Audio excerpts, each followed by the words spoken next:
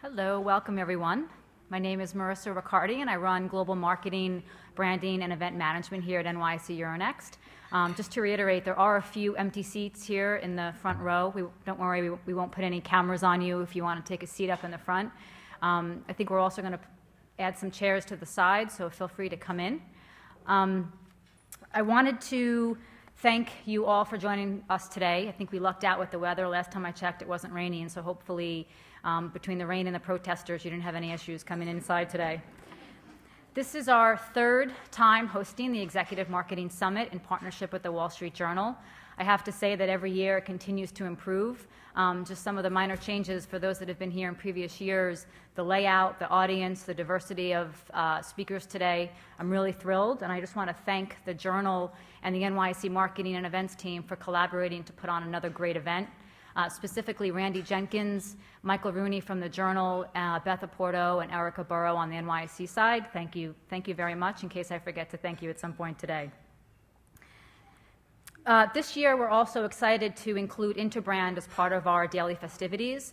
Jez Frampton, the global CEO of Interbrand, this morning helped open the markets for us. They introduced and announced their best 100 global brand list. So we're thrilled and honored to have them part of this day, and I think this is actually a group that will hear about the list. You're really one of the first groups to hear who made the list this year. And I have to say, we're also thrilled to have two of the great brands participating in the day events, specifically Howard Schultz from Starbucks and Joe Tripodi from the Coca-Cola Company. So welcome to you and to the rest of the guests.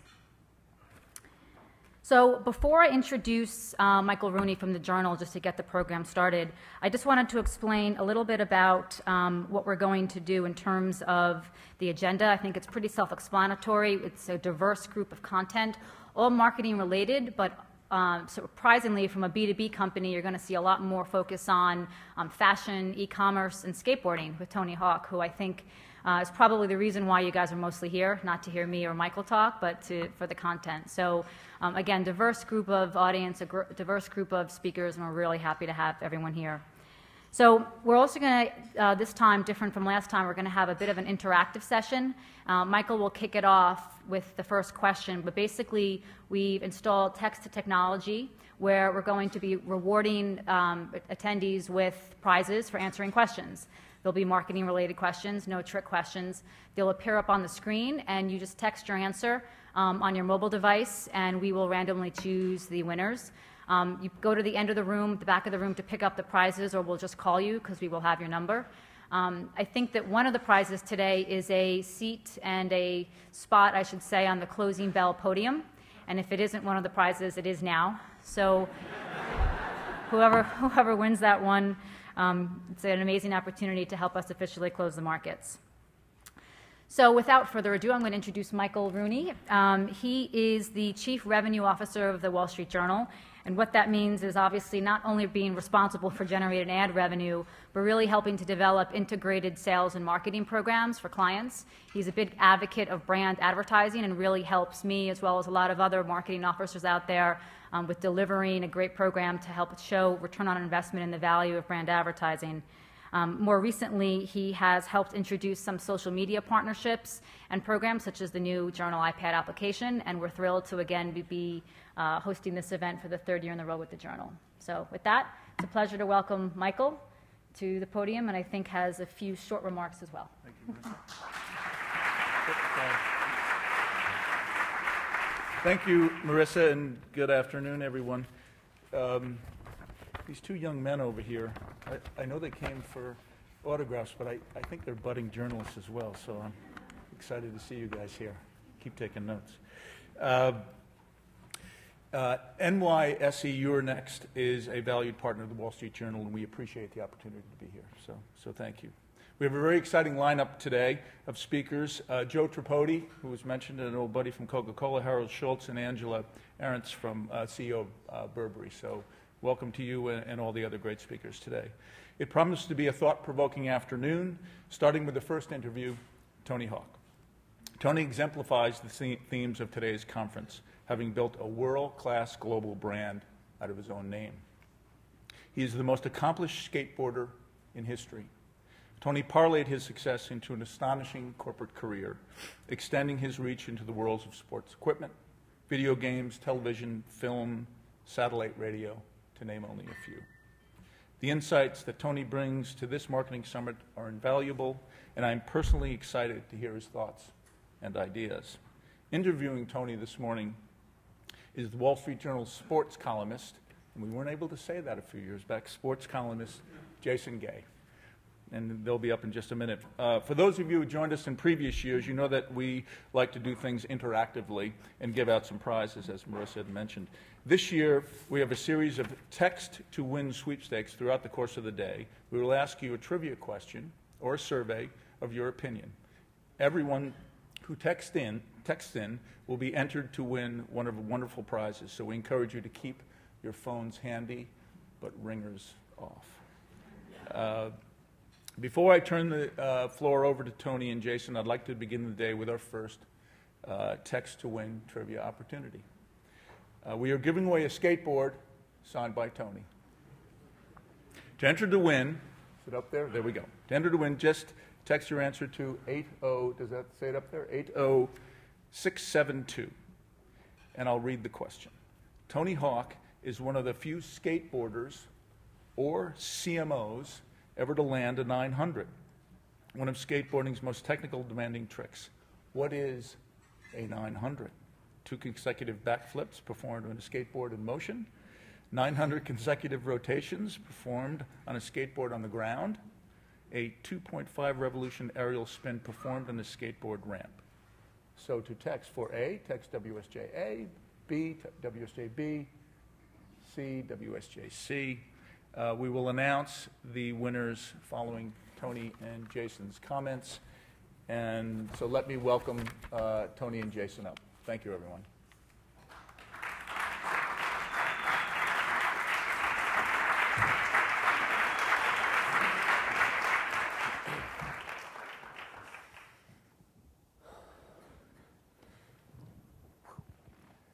Hello, everybody.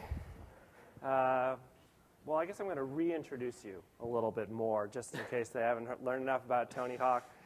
You know, the title of Tony Hawk's most recent book is How Did I Get Here? The Rise of an Accidental CEO. And the first 5 words of that title are a reference to the old Talking Heads song, Once in a Lifetime. And through Tony Hawk's long career, he's probably asked himself that question quite a bit. You know, before Tony Hawk... Especially today. That's my first question.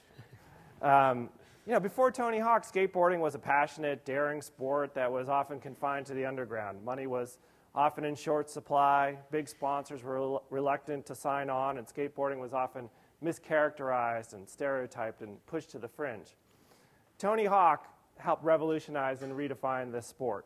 You know, from his early days as a skinny young skateboarder growing up in Southern California, he was there at the center as the sport grew by word of mouth. This is pre-Facebook, pre-Twitter, through videos and things like that. As a competitive skater, Hawk was unparalleled. Over a 17-year competitive career, he entered an estimated, I thought it was interesting, it said an estimated 103 contests. I lost track. Winning 73 of them, an astonishing percentage. He pushed the physical, gravitational boundaries of the sport, and of course, in 1999, before an ESPN audience at the X Games, he completed a 900, that's 2.5 revolutions, a move that staggered the sport and made mainstream sports fans appreciate the athleticism of skaters. But Hawk has also been a pioneer as an entrepreneur. Skating is not like playing baseball or football. There's no weekly check from the Raiders, no bonuses paid for making an all-star game. To make money, skaters have to be their own bosses, build relationships with sponsors large and small, and take risks with entrepreneurs and endorsements and product lines. Working with his sister, Pat, and other family as his business partners, Tony has built his own brands like Birdhouse Skateboards and Tony Hawk Clothing, and continues to have long-term relationships with companies like Quicksilver, Kohl's, ESPN, and Activision, among others. Partnered over the years with companies like McDonald's, T-Mobile, and Intel. And his video game series is one of the most popular in the history of the genre. You know, he continues to do all this. He's been an early adopter of social media like Twitter and Facebook, and philanthropy continues to be a huge part of his life as well. But at the end of the day, Tony Hawk is an athlete who still tries to skateboard as much as possible. That's what keeps him connected to his sport. That's why people who are age 5 and 75, and 10 like my cousin Hunter over there. Know Tony Hawk and like Tony Hawk. He's not a pitchman or a logo or a character who's dreamed up in a boardroom. He's an athlete, a skateboarder. And that's what makes him Tony Hawk. Now that I've totally embarrassed you with that long introduction, you're here at a conference at the New York Stock Exchange. Would this qualify as another how did I get here moment in your life? Absolutely, yes. Skating on the trading floor about an hour ago as well. Now, how did that being go? encouraged to skate on the trading floor, that was the most surreal moment. Not that I was asking to do it. They were telling me to do it. In terms of degree of difficulty, how does skating on the trading floor compare to skating on the corridors of the White House? It's definitely bucket list. Yeah. The White House was people were not encouraging me to do so. I just did that on my own accord. Did you have to sneak that, or were there people around? You know what happened is I got invited to go to an event there that was more a Father's Day event, celebrating fathers and trying to go visit inner city programs and things like that. And then I brought my skateboard just because if I don't bring my skateboard with me, people inevitably ask me where it is. And so I said, I'm not going to be caught at the White House with people asking me where my skateboard is. So I brought it, and I was just being escorted down the hall to a room, and I said, hey, if I just put my board down and ride, could you snap a photo? And he's like, I didn't do it. I'm not the one who shot this photo. My escort did, but he shot it. There was like a bit of a mixed reaction to that, at least initially. I mean, obviously, most people thought this was awesome, and then some people were like, are you being disrespectful to the White House? Yeah, well, I was invited there because of my success as a skateboarder, so I thought it was more of a celebration. And I wasn't grinding any, statues or anything. You didn't go off the wall? Or no. Is that when you're happiest, when you're skating? I mean, when you're out there on the board, is that the most fun you have in your professional life? Definitely. Yeah. That's what has driven me all along, and the fact that skating has come so far and continues to evolve, and there is always something new to learn. It is always progressing. That's what I love about it. It's always challenging, and the same goes with business surrounding skateboarding. There's always a challenge, and there was always opposition. And naysayers saying this is not a business, this is not viable. And we just keep going. When was the first time in your life when you were competing where you realized that this had the potential to not just be a passion of yours, not just be something you did for fun, but could actually be your career, could be your business? Well, initially it was when I was graduating high school because I turned pro at a very early age. And so when I was graduating high school, I could see all of my classmates trying to figure out what they're going to do with their lives, where they're going to go to college. And I realized I was already making a pretty good living. I actually owned a house as a senior in high school, which was a challenge to stay focused on your schoolwork when you have your own place. And your father had to co-sign. My father had to co-sign it, because I was 17 when I bought it. And I realized I have an opportunity here to skate and to travel the world and to really make something of this, and that's what I chose. Mm-hmm. But it was rough because it kind of, not too long after that, really died in popularity. And that's right when I started a family, right when I had a mortgage, and I had to sort of reinvent myself. Yeah, I mean, you've talked sort of about how skateboarding has gone through various boom or bust cycles and gone up and down in terms of the mainstream attention to it, the sponsorship attention to it. How tricky is that in an environment to start to build a brand? It was much more difficult, say, in the early 90s. That's when I first started my company, my skate company, because right. I thought my career was waning and I wanted to stay in the industry, and so I took out a second mortgage on my house. I started Birdhouse Skateboards at a time when skating was sort of in its worst lull, but I had a feeling that skating would come back around in popularity, mm-hmm. and we would be in a position that, to make yourself known as a skate company at a time when it's so low was very easy, because magazines are desperate for advertising. Yeah. And you can pretty much get a good team just by offering a little bit of money to each guy. And so we just sort of hunkered down and did that. And by the time skating came back in popularity, which it did tenfold right in the late 90s, we were in a prime position as a company to be recognized and mm-hmm. considered one of the forefront.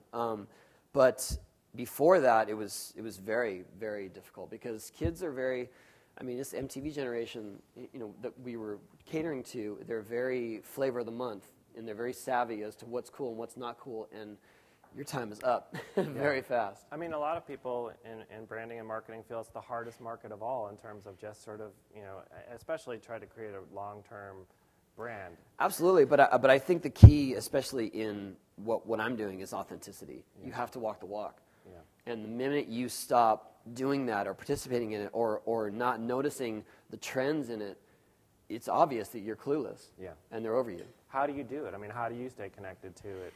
I keep skating. I mean, that's firstly what I've always done. But I try to keep a team that is very diverse, but also very in tune with what is happening and the trends and the newest moves and things like that. And so my team at Birdhouse Skateboards is really the conduit to trying to connect with all the kids now.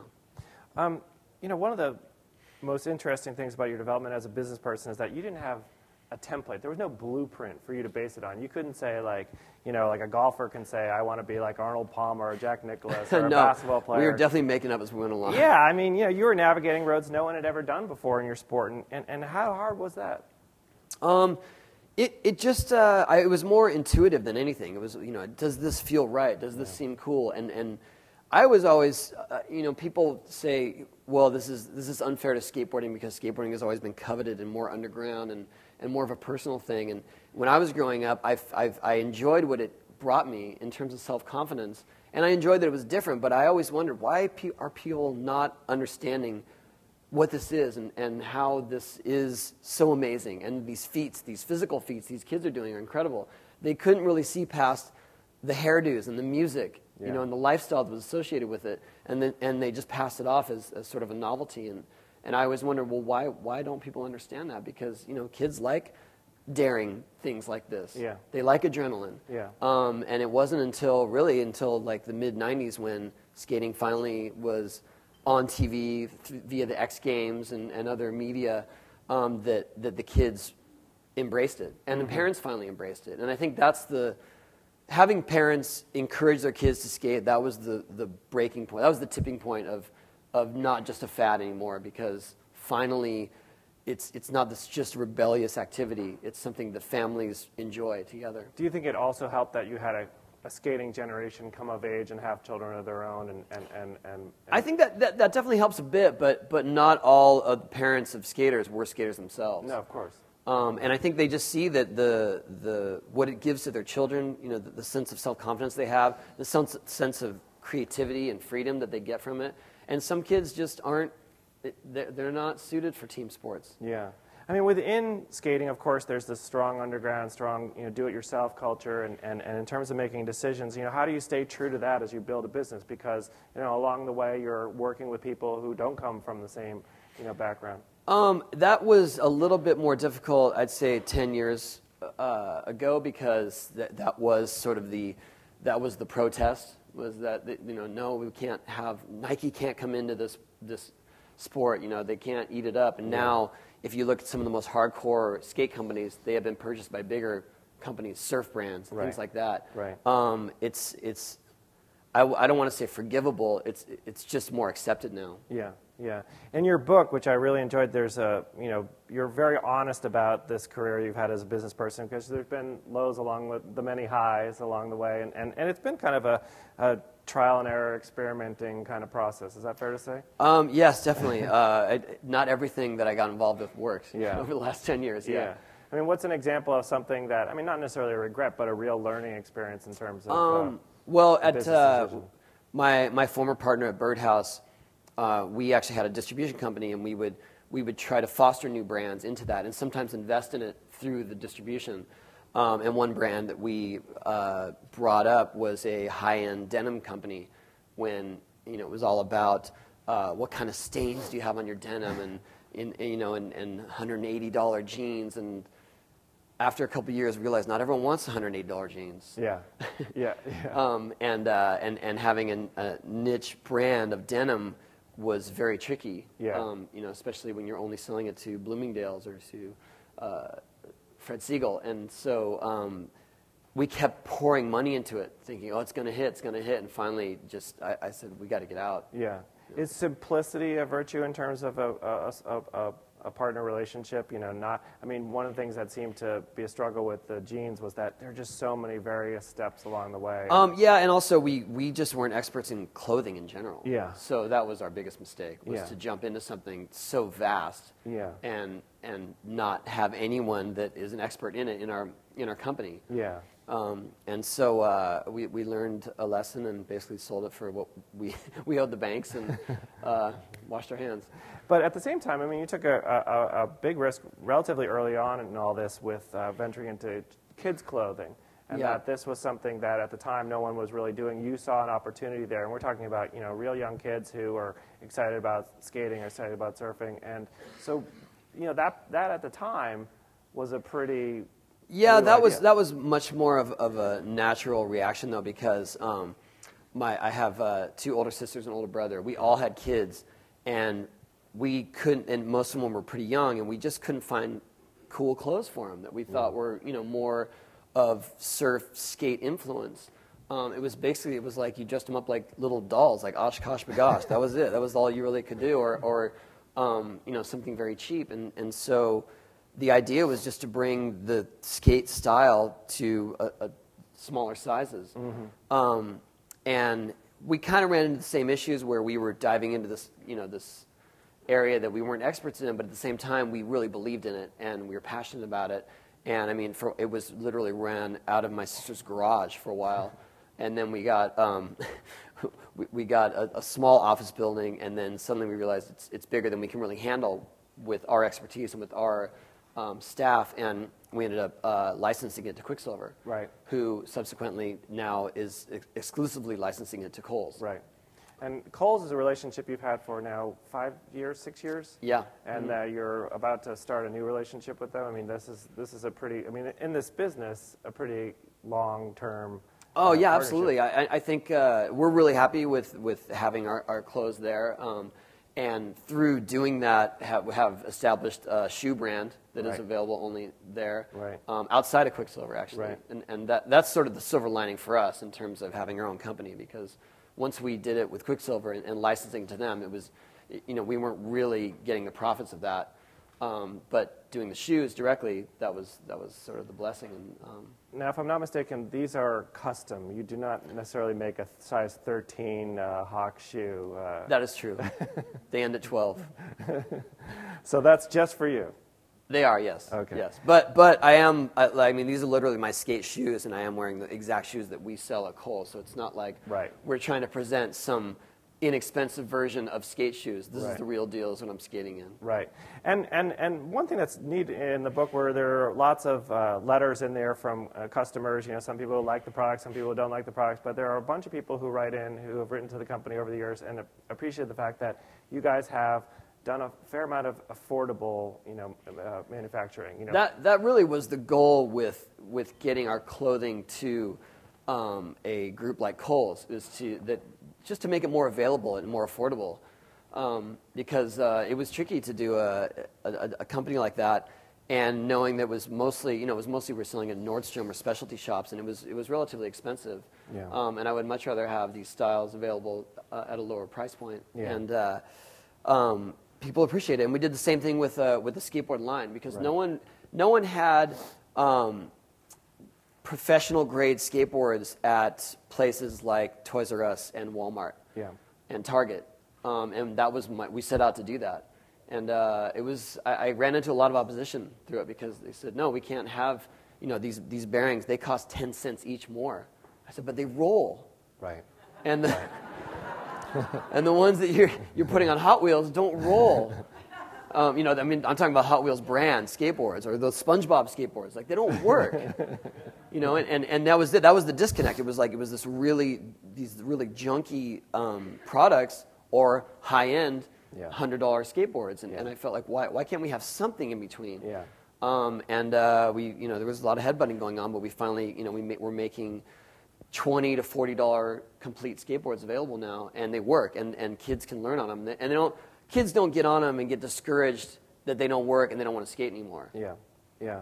I mean, you're so busy. Do you have time to focus on these kind of product details in and out? Are you involved in almost every step of the way or something like that? Yes, absolutely. Yeah. Especially when it comes to actual manufacturing of skateboards. And so you're out there product testing, prototypes, and things like that. What do you look for in a partner? What is the ideal scenario? Is it, you talk about, your relationship with Activision, and one of the things that helped that out when you first met with that video game company, there were a lot of skaters on the staff, a lot of the programmers, the guys who were doing the former skaters. Former skaters, okay. And so they're familiar with where you were coming from. Yeah. Is that an ideal scenario? I mean, you would always You know what? that. It was more that I had been going to different meetings and things and sort of assessing who wanted to do a game, what direction they had for it, and nothing felt right, nothing felt intuitive. And when I went to Activision, I just saw their engine. I literally saw the motion of the skater and how that would incorporate into doing tricks with the controls. And I thought, that's it. And it wasn't about them being skaters. It was just, I just knew. I said, that's what's going to make it work. Yeah. And the process of developing a game, I mean, it took the better part of almost 3 years, 2.5 years. They had a crash course in skateboarding. I went to Neversoft. I mean, I was in touch with them every day.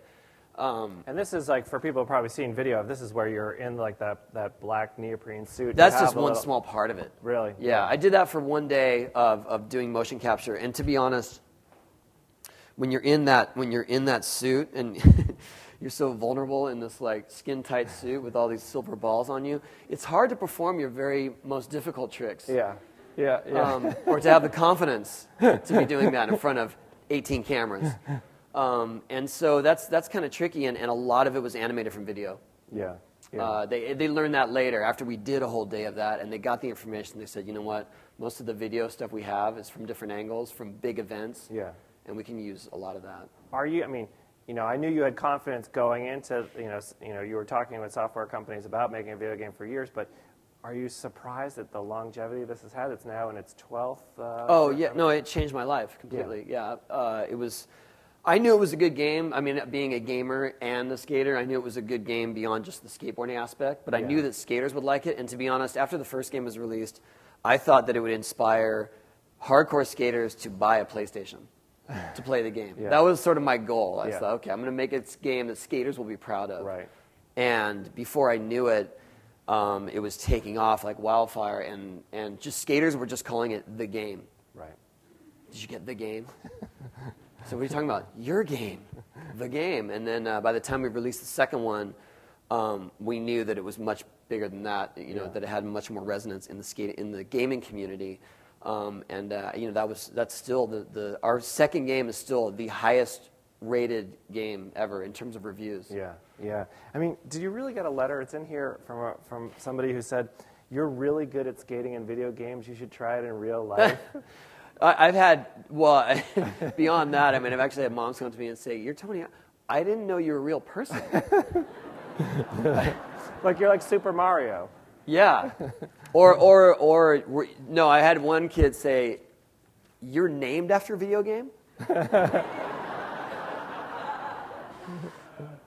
Yeah, video games, they've been around for 50 years. I just got named after them. Well, it's a cool name, You mentioned the word authenticism earlier, and like authentic is a word that obviously gets thrown around a lot in marketing, but what does authentic mean to you? You spoke about just a moment ago about wanting to make a game that appealed to a serious skater, and is that sort of what you're talking about in terms of? Yeah, and to keep all the tricks authentic, like true to the sport, the actual tricks that you do, and not, taking your board and spinning it like a helicopter up on your head, or just silly things like that. It was more about we have such a vast pool of tricks and ideas that actually happen in skateboarding that we can expand on that. I mean, it was down to watching the way the board flips, doing like a technical trick, a 360 flip, and just watching it, saying, no, it needs to flop more than go this way, and just little nitpick things that probably drove them crazy when I would call them, but that's what I was in my heart. I really wanted to be authentic and something to be proud of, and the same goes for anything that we do that represents skateboarding. I want to represent it well. I want to represent it in the best light, and not use it exploitively. Yeah. In the process of working on that video game, you made a really important decision, business decision, which was, I think, you were given the choice of selling your name outright versus long-term royalties. Yeah. And you chose royalties. And how important was that decision? That was extremely important. They felt the heat right as the game was being released. They could tell that it had some heat and that it had some excitement, and they basically offered me what was a lot of money then, but a buyout for future royalties. Right. And things were sort of on the upswing for me financially, personally. I was doing well in the X Games. I was doing well with other ventures, and I had just bought a house, and I thought, I'll see where this goes. You know, I'm okay right now. I don't need that money right up front. Right. That was huge. I mean, that's always, I imagine, the kind of conflict with all these decisions. I mean, you're working with, companies that are eager to work with you to capitalize on your image, on the sports image, but at the same time, you have to be protective of your name and self-interested about your sport and your name. That can't always be easy to... No, but I think that in terms of success, I have more clout now with the companies, that they will trust my direction or my approvals, and I'd say like 15 years ago, that was nearly impossible. Yeah. To actually demand that I have final approval or something. They're like, yeah, right. Whatever, right. Yeah, kid, good luck with that. And now you have kind of like almost like a guidebook for somebody who wants to get involved with your brand that, here are our, specs in terms of logos and designs, and this is what we like to work with. And has that been helpful to have those kind of... Yeah, especially, well, to have a style guide, I mean, that's important for any big corporation, really. When you're talking about a brand, because to have someone tweak your logo or to tweak your idea, it always goes horribly wrong. Yeah. So we have a style guide that's just, okay, you can use these colors or these logos in this context. Right. I mean, there's a story about, working with Hershey's chocolate milk, that there was an early version of what this Hershey chocolate milk was going to look like, and it was... we're like, whoa. And then you went back to them with a counter-proposal, and to Hershey's credit, they went exactly with They did. And that was a frightening prospect, too, because, you're dealing with a company like Hershey's, and I didn't have that sort of, that name recognition to say, no, you can't do it this way. It was more like, could you please just see what else is possible, in terms of presenting skateboarding? And they loved it. So that was probably the first lesson in, maybe I should... make sure that is a demand as opposed to just an option. Yeah. Is it important for you to have at least some sort of basic, affection for the product when you enter into a relationship? Oh, yeah, absolutely. Yeah. I've been offered plenty of promotions or endorsements that I don't think I can muster the the excitement, and I just don't want to. I'm not going to force it. Yeah. And I think that's why I have such longevity, is that it's just more about what is really passionate, what is true, and what relates to what I do. Right. I mean, and again, in the ways that the sport is untraditional, I mean, there's not the sort of standard television contract we're familiar with like baseball or basketball or something like that. But how important was something like ESPN's X Games in terms of just building, your recognition and the sports recognition? Oh, it was huge. The fact that we had such positive media coverage, and I think that was the moment when kids realized that, these guys are genuine. They are talented. They're athletic. They're creative, and for the most part, approachable. Mm-hmm. And I think that a lot of kids during that time when X Games was coming up, they were kind of jaded by the bigger sports stars because they just seemed unapproachable. They just seemed like they were on this pedestal, and there's no way you're ever going to get near them or know really what they're like. Yeah. And they liked the passion of the skaters, and they liked that they were really doing it, and you could just go up and talk to them. I mean, like we do tours a lot with my brand, Birdhouse, and we go to local skate parks, and that doesn't happen with basketball players. No. You're not going to see LeBron show up. It might happen this fall if there's a strike, but yeah. But, yeah. But that's not going to happen. They're not going to show up at the local courts here in the city and just have a pickup game. And we're there skating with the kids, not for them or not separate from them, but actually with them. Yeah. And you've used social media to help do that. I mean, that's one of the things that you've been really, on top of from a get-go, is just, using things like Twitter and Facebook to communicate with fans and make those events possible. You don't even really need the traditional media outlets. No, there's been a couple tours we did just based on telling people where we're going to be either the day before or the day of through Twitter and Facebook. Yeah. And it's hugely, it's very effective, and some brands shy away from that. They want the old school, they want the signage, and they want the promotions, and they want the billboards. And the ones that have embraced this this type of promotion that's much more fast-paced, but much more, I think it's just more prolific. Yeah. And so we get huge crowds, and the companies that have come on board love it. Yeah. They love the renegade promotion of it. Does it feel in any way like kind of like a flashback to the early days when you were getting started? The fact that you can kind of guerrilla style go out and do events and yeah, but we couldn't get that information out there the way that we do now. Right. But yeah, for sure, and all along that's been the basis of what we do is doing it. It's still largely considered an underground activity, so we're doing it underground. But with the advent of social networking, we can reach people so instantly. I mean, you just look at Twitter. There's an earthquake in LA the second it happens, before it's on any news network. Yeah, it's incredible. I think you have 2.6 million Twitter followers, somewhere around. Yeah, and they're all hanging on my every word. But I've often thought, as someone who doesn't have 2.6 million Twitter followers, I've often thought what life would be like if you had that. And how do you not abuse it? How do you not? I mean, you have to kind of ration this. You can't be like, eating a stick of butter, walking to the driveway. Yeah, well, I think that's. I'm hoping that's why I have so many followers. That and because I like to give stuff away. But I think it's. There's so much drivel out there, and there is a lot of people that want to tell you how much they need coffee that day, and that's not exciting to anyone. Yeah. And so I try to avoid those kind of things and do stuff like I mean, if anyone here follows me, I don't want to be so pretentious, but I just tweeted that I skated the New York Exchange, the NYSE Stock Exchange floor, and a picture. And people love that stuff. Yeah. You know what I mean? That right now, that just happened. It's not like I posted that a month from now. No, and you're not dependent on a newspaper or a magazine or a radio station to get that information out there. That's right. direct. I mean, I may be let out of here in handcuffs, but I was excited to do it. Talk about the Tony Hawk Twitter hunt and how that came to be, because you talk about giving stuff away. I mean, that was sort of a big part of why your Twitter following grew pretty quickly.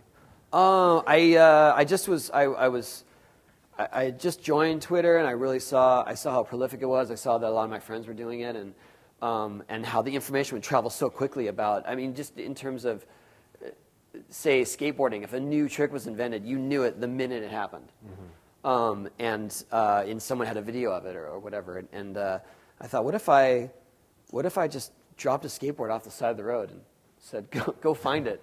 Like an egg hunt or something, right? Pretty much, yeah. I was on my way up to my office, and I had an extra board in my car, and so I just hid it like at the end of this cul-de-sac, literally behind a fire hydrant. And I said, I just left a skateboard at this cul-de-sac, go get it. And by the time I got to my office, 10 minutes later, there was already someone posted a picture of them holding it. They said 4 cars like screeched in at the same time as she was leaving, and it just seemed like that's such a fun idea. And so a few months later, I took it on a much bigger scale and sent packages, skateboards, and other goods to a bunch of friends of mine all over the world, and said, okay, on this day, hide it, and I will tweet where that is. That's amazing. Speaking of the world, I want to ask you about skateboarding in the Olympics, because this is a topic that comes up, with some regularity. There's been some discussion about skateboarding possibly being an Olympic sport as soon as Rio 2016. Yeah, possibly. I'm curious, your thoughts about its viability as an Olympic sport. Well, I think it's. I think it would be a slam dunk just in terms of the Olympics getting younger viewership. Yeah. And it could do for the summer games what snowboarding has done for the winter games, and just give them that cool factor. Yeah. Skateboarding is, by definition and by all accounts, an Olympic sport, just in terms of what it takes to do it and the judging criteria and stuff like that. I think it's just more about all the bureaucracy of getting it in, and it seems like they want it. I mean, I really believe in terms of recognition factor, the Olympics need skateboarding more than skateboarding needs the Olympics. Sure. They need that youthful energy, and I feel like they need it so badly that they're gonna fast track it somehow. You know, however they do it. But the problem was they need. I mean, there's all kinds of red tape, but they needed an international skateboarding federation to be set and to hold international events and to have at least, I think, 50 countries involved. And the skateboard industry got proactive and actually did that. Okay. And they have been established long enough that they could be recognized as the governing body for skating by Rio. Now it's just up to the IOC to. I mean, it's interesting to think with snowboarding, you know, people at the, you know, I wonder if this will work. Will anyone watch it? You know? Oh, snowboarding was the bastard child of Nagano, for sure. I mean, it was, you know, oh, look at these kids. Oh, this guy tested positive for marijuana. See, I told you. And it was just kind of the joke of the Olympics. Right. And then 4 years later, they're like, wow, the kids really like this snowboarding thing. Right. Now more than ice skating. It's amazing. And curling. Who would have thought? That's weird. We are now going to take questions from the audience. All right, we're going to take questions from the audience. No ice skaters, please. I meant no disrespect. Is there a wandering microphone? All right.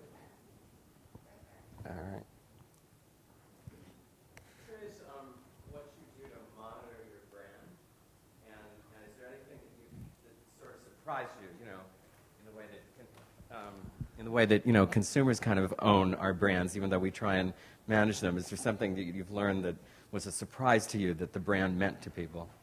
Well, I just in terms of having like a skate brand, we've been around for a long time, especially in the life of a skate brand. So it's hard to say reinvent yourself as a brand, and like I said, kids are very, you know, they're not very loyal to their skate brands, and so when I took the company over from my partner, I kind of reinvented it. I got a new logo, and we had all new ideas. And about a year after we started doing that, the team said, we don't want a new logo. We want the old birdhouse. We like the old birdhouse. That's why we're here. And that was really a shock to me. I thought they wanted it to be this whole fresh new look and this whole thing. And so we went back to our old logos and kind of did the advertising the way that we used to, and they love it now. And that was really surprising to me. It still is. You know, when I see the logos, I think, oh, that's so dated. But it's the original.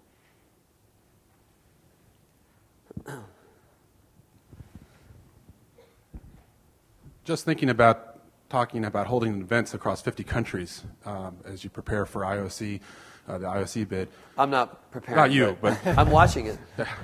But skate culture itself, is it more adopted or adapted by the local participants, the local youth?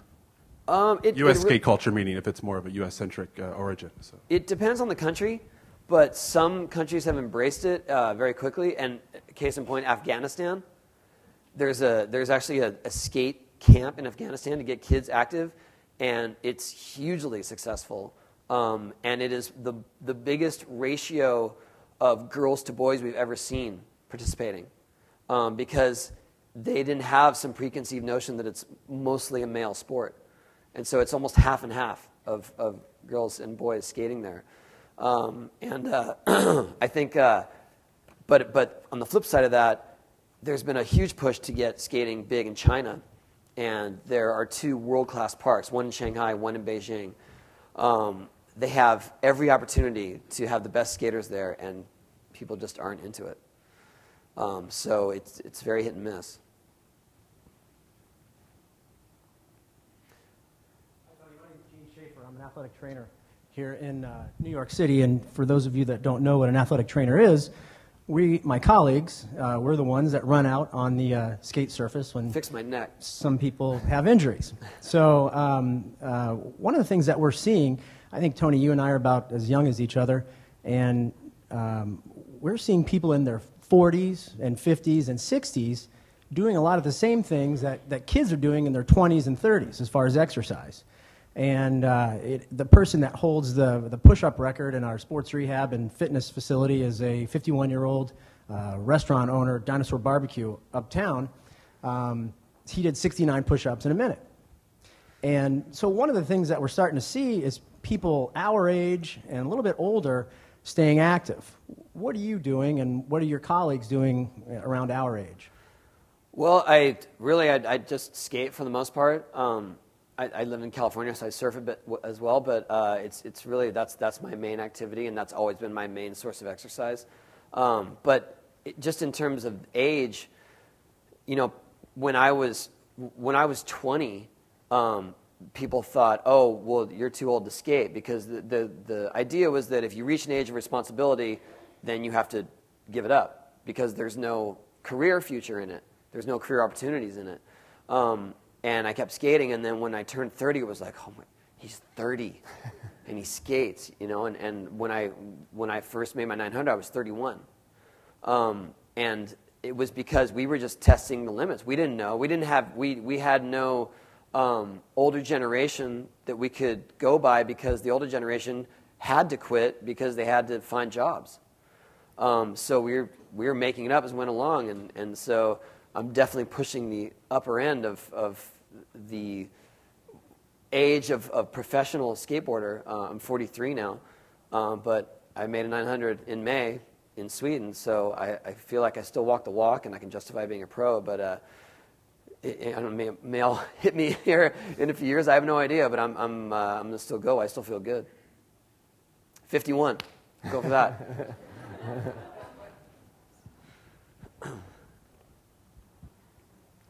Have you ever dropped in on a mega ramp, and Yes. was it really hard?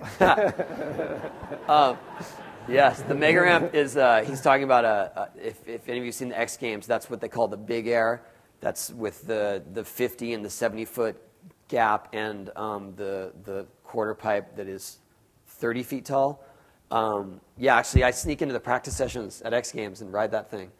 The first time I did it, I had to keep telling myself, you're going to make it over this gap. You will make it over this gap. It will happen.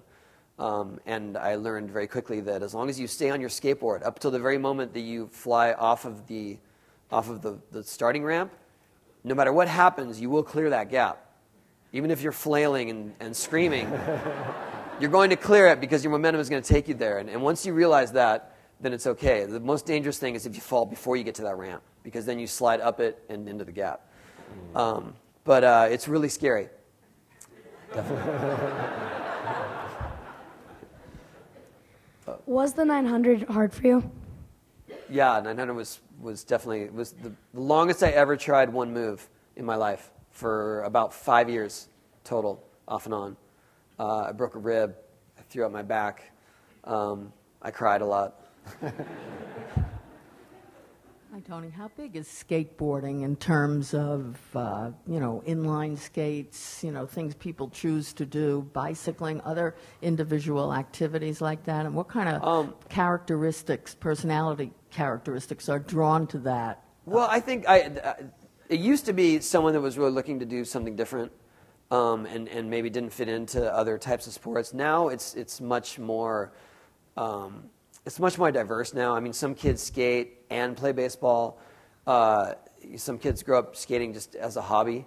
Some kids that's their whole life. Some kids see skating on TV, say they see Ryan Sheckler, and they go, I want to do that because that guy's rich and famous.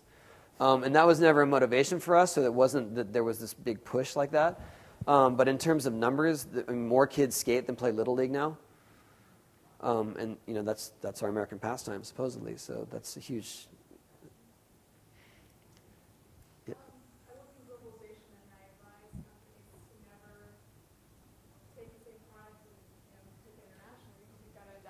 culture, but both your products and I would say the industry overall has this unique ability to really not have to adapt, has the ability to just be what it is and be as popular without what appears to be much adaptation in other markets. Is that true, or am I oversimplifying?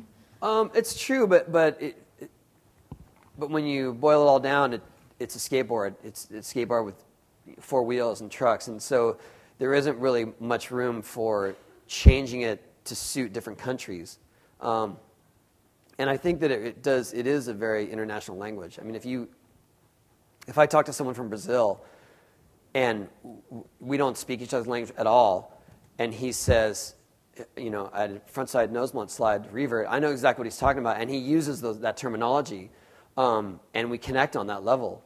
So I think that, skateboarding is rare in that sense. But there have been plenty of times where we wanted to sponsor a tour with, say, an international brand, and they're just like, we can't. That's not going to work. That brand isn't going to work in Europe, or that German brand, we can't have them sponsor this other event. So that's a challenge for sure.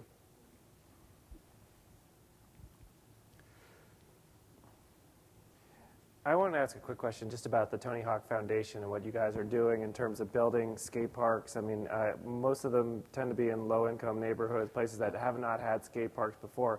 And another thing that's sort of interesting about the foundation is that it's also tried to create kind of guidelines for building parks, because I think early on when you started doing this, cities would sometimes decide to make a skate park and have no idea how to make a skate park. Yeah. And there's a story in your book about how you get to one, I think it's in Chicago. Yeah. And they said, oh, the kids in the neighborhood, they don't think it worked, but wait until Tony Hawk gets here. And then you got there and you're like, yeah, it doesn't work. No, it sucked. And that's really why that was the moment that I wanted to do something about that.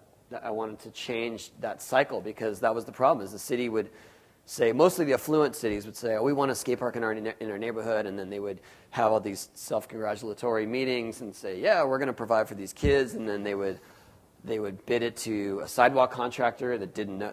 All they know is cement. They don't know how to actually form the cement to make skatable surfaces. Yeah. And then they make it, and based on what they might have seen in a video game, not my video game, someone else's, and it just didn't work. And then the kids would go there, and their park is not as fun to skate as the local mall. Yeah. And then it's just and they're trying to say, we're getting these kids off the street. Actually, you're not doing anything for them. And so I wanted to change that, but mostly I wanted to change the funding to go to the more low-income areas with the kids that are more at risk. And so that's what I set out to do, and definitely provide resources above all else to, how do you go about it? How do you go approach your city council, and how do you get a petition going? How do you fundraise? How do you design a skate park? And so we actually have a guide for that through our foundation. But to date, we've given away almost $4 million. We've helped to fund almost 500 skate parks across the U.S. And you've said that it's not just good for the skaters, but it's actually kind of a good process for the community to go through, because there's a lot of sort of understanding that goes on in the process of. Sometimes it's the first experience kids have with any sort of politics or any sort of city function, and they see that it works. They see that the system can work for them. And that's huge for them, just with their perseverance, really. Final question. A couple down from you. What do you see as the biggest threat to the Tony Hawk brand? The biggest threat? That's a good question. I think, well, in terms of my involvement, just, my time being so spread thin that I wouldn't be able to really monitor all of it, or that I just am unable to skate, and that would be very difficult to be promoting a brand based on my personal activity skating, but not to be walking the walk.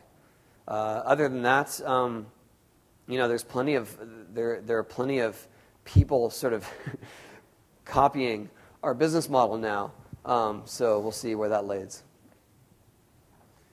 Thank you very much. Okay, thank you.